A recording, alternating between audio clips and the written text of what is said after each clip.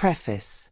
It was around the middle of the 8th century, in a Wallachia troubled by needs and longings, when the endless forests hid band after band of outlaws, and when the dusty roads groaned under the harnesses of greedy boyars, and in the heart of the country, where the hills undulated slowly towards the dense forests, stood the Golden Stag Inn, a sturdy building of stone and wood, with small windows and heavy shutters, smelling of resin and roast meat. Above the large oak door hung a crudely painted sign, with the face of a galloping stag, with golden antlers shining in the sun.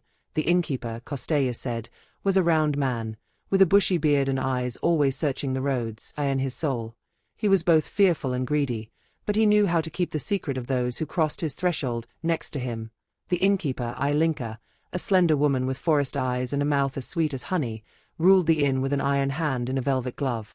She took care of the food, the wines, and especially the more daring customers, because she knew how to guard her honor and not leave a bad word behind her. On an autumn evening, when the wind shook the poplar leaves and whistled like a wanderer on the roads, Rada, a beautiful gypsy woman you rarely saw, entered the inn. She had skin like a walnut kernel, black hair long to her waist, big and bright eyes as if she stole the stars. He was accompanied by a small band of fiddlers, but she was a gem. She played the cobza and accompanied her voice with a light dance, like a breeze. All eyes were on her, but Rada sang and played as if only for someone who had not yet arrived. And then, with a gust of wind and the creak of the gate, Vlad, who aims well, the most feared outlaw in the southern lands, entered the inn.Tall, with eyes as green as ivy and a black woolen cloak on his shoulders. He carried 2 pistols and a hanger with a silver handle at his belt. Behind him walked about a dozen other outlaws, all strong, with faces burned by the sun and wild looks.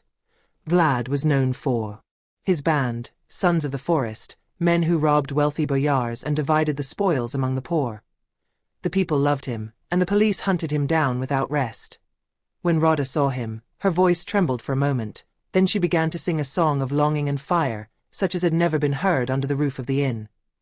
Vlad stopped in the doorway, his eyes fixed on her, as if time had stopped. "Innkeeper, good wine and full tables," Vlad shouted, and everyone gathered the courage to laugh and worship. The evening stretched out until late, with songs, stories, and chiotes, and a shady corner. Vlad and Rada whispered plans. It was said that Rada knew all the secret paths in the forests, and that, under the veil of her song, she hid deeper secrets, about which roads were safe and where the princely palaces lurked. Those times were full of betrayals, of princes sold to the port and boyars who built their mansions on the backs of peasants. But on nights like that, under the roof of the Golden Stag Inn, the poor, outlaws and dreamers remembered that there was still beauty, longing and hope. It is said that after that night, Vlad and Rada were inseparable. When the cobza sounded in the forests of Wallachia, it was known that the Sons of the Forest were near. And wherever they went, it was said that Vlad, who aims well, fought not only with the hanger and the rifle, but also with the song of Rada, a song that could soften even the most hardened heart. Chapter 1. Meeting under the stars of the forest. Night had fallen over the land like a heavy cloak, sprinkled with thousands of fireflies in the sky. The stars sparkled deeply, like watchful eyes, silent witnesses of the secrets that were about to be revealed. The wind rustled softly through the forest leaves and brought with it the scents of resin, reeds, and burnt wood. The Golden Stag Inn was buzzing with joy. The fiddlers were playing hard, and the glasses were clinking loudly on the thick wooden tables, polished by time and untold stories. Vlad, who aims well, the leader of the outlaws, stepped through the door with his free and untamed air, tall and strong, with a gaze as sharp as a sword blade and a heavy gait, of a man who knows that every moment could be his last. He brought with him the darkness of the forest and the Freedom Mountains. When his eyes met Rada's, the world seemed to fall silent for a moment. The music continued to flow, but each sound seemed whispered in a language only theirs. Rada sat on a small stool, her cobza resting lightly on her thigh, and her hair fell in black cascades over her shoulders and back. Her white barangic dress, embroidered with red thread at the hem and sleeves, trembled slightly as her fingers caressed the strings. Her thin ankles, girded with blue beads, gently beat the rhythm of an unseen dance, a mute call to forgotten lands. Vlad approached slowly, like a wolf drawn by the song of the forest. "You sing beautifully, Fire Maiden," he whispered in a soft, deep voice, like the murmur of rushing waters. Rada looked up and smiled, but did not answer. She simply bowed her head slightly, a sign that she had heard and accepted the praise. A wild, living flame shone in her eyes, which neither chains nor fear could extinguish. The innkeeper Ilinca, with her keen sense for unusual events, watched everything from behind the counter, uselessly cleaning a jug. She knew, as any woman in the world knew, that an invisible covenant was being made between these two at that moment, stronger than any oath spoken aloud. Later, when the noise of the inn had subsided, Vlad slipped into a dark corner of the courtyard, under the canopy of an old lime tree. There, like a vision emerging from the mists of the night, Rada came. She did not seem to be walking, but rather that floats over the beaten grass, under the pale rays of the moon. Her skin had the soft sheen of amber. "What wind brings you here, forest chief?" she asked, her voice whispering to him, like a leaf touched by the breeze. Vlad took off his hat and ran his hand through his flowing hair. "The wind does not carry me, Rada, I carry myself. But who knows? Maybe this time, your song carried me." Rada laughed softly. It was a crystalline laugh, but with a wave of sadness in it. Vlad looked at her better and saw that her beauty was not only of the body, but especially of the soul, a free and wounded soul, like a bird afraid of a cage. "I know who you are, Vlad who aims well," she said, looking straight at him. "You are the man that gentlemen hunt and the poor praise. But do you know who I am?" "You are the most beautiful singer I have ever seen," he said with a sly smile. She tilted her head slightly, but she did not seem satisfied. "I am more than that. I am the daughter of the road, the sister of the wind, the child of homeless nights. I am gypsy blood and a song of fire." The words rolled from her lips with a rough pride, like river stones. Vlad, who had seen a lot in his life, felt a tightness in his chest that he had rarely felt. He approached her, careful not to scare her freedom with hasty gestures. "Rada, come with me to the forest. I am in the shade of the beech trees and in the roar of the streams. That's where you belong, with me and my people. No lord will yoke you, no mistress will command you. You will sing under the open sky, and every star will be a witness to your life." The girl looked at him for a long time, silent. Fears and desires danced in her eyes, a call, but also a shiver of distrust. "What you ask of me, Vlad who aims well, is no small thing. I am not a woman to sit next to a man like a cat at the hearth. I only bind myself to heaven and earth, not to words." The outlaw smiled, a sad and gentle smile. "I am also a son of the forest, Rada. I do not ask you to bind yourself to me with chains. But let us run together, until death overtakes us." Cloud passed over the face of the moon, and for a moment the entire courtyard was plunged into darkness. When the light returned, Rada was one step away from Vlad. She raised a thin hand and touched his cheek, lightly, like a blessing or a curse. "Okay, outlaw," she whispered, "I will sing for you. But know this, whoever has me by their side carries fire and sword in their soul." "As I wear," said Vlad. Then, in that deep silence, they made a silent covenant, without an oath, without spoken promises, but more lasting than all the princely books. When they returned to the inn, the fiddlers were singing an old doina, full of longing, and no one had noticed their absence, or if they had, they would not have said anything. In those days, it was better not to ask, not to know and not to tell. Old man Costea, the innkeeper, rubbed his hands with satisfaction. A rich night and no trace of power had been predicted. The innkeeper Ilinca, wise as an old she-wolf, reprimanded him with her eyes, knowing that silence was always the prelude to the storm. Rada picked up her kobza again and sang, but her song was different now. It had a new sap in it. As if her voice, it grew deep roots in the hearts of those who listened to it. And Vlad, with a barely outlined smile under his mustache, looked at her like a treasure discovered in the depths of the forests. Neither of them knew then how short their peace would be. But that night, under the cold stars and the indifference of the world, two people had found their freedom in each other. And Rada's song floated over the land, like a promise. Chapter 2. Robbery at the manor of landowner Manolake. It was a late autumn morning, with low mists like ghosts crawling over the ground.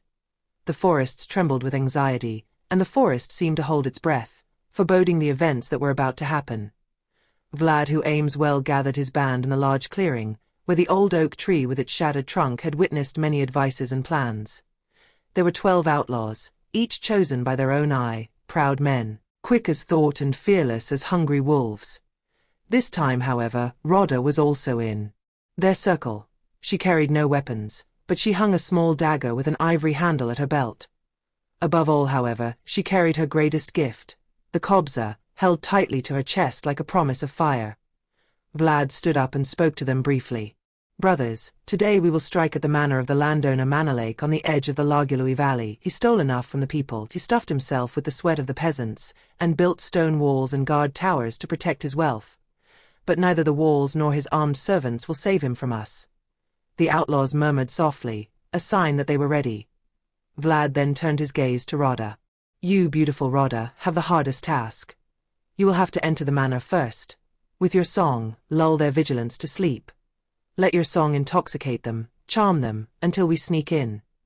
The girl smiled slyly and slightly tilted her head, a sign that she understood. In the evening hour, when the sun slipped through the branches, dressing the world in the light of molten gold, Rada walked towards the gates of the mansion.